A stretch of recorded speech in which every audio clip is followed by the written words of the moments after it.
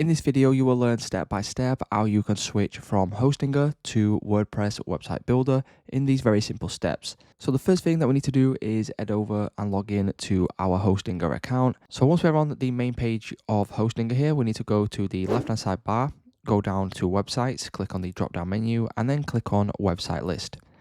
Once you do this, you will then be able to see all of your websites and whatever website builder on the left-hand side which you used to build your website. So if we want to change back, if you click on these three dots and you changed within the last week, you will then be able to change this back straight away. Now, if it's been over a week, it's a little bit more complicated. And the only way that we can do this is if we go down and then click on delete. And then what you want to do is you want to make sure that you are saving all of your website settings. This will not delete any hosting. So what you can do is select I understand, click on delete. And that will then remove this. Now, what we can do once this has been fully deleted, it will say website be deleted. Once it has been removed and once it has gone from your list, you can click on add a website.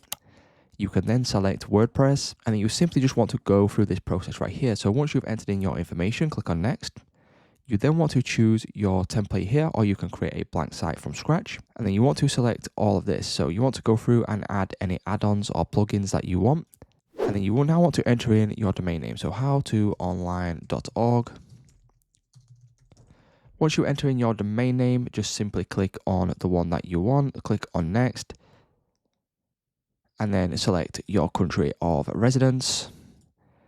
Click on install WordPress. It will then take a couple of minutes depending on how fast your computer is and how fast your internet speed is. So once it has finished creating your website on WordPress, it will load you straight into the WordPress website builder, and then you will have switched from Hostinger builder to WordPress builder. So it's just that simple. If you have any questions, leave them down below, and I hope this video did help you out.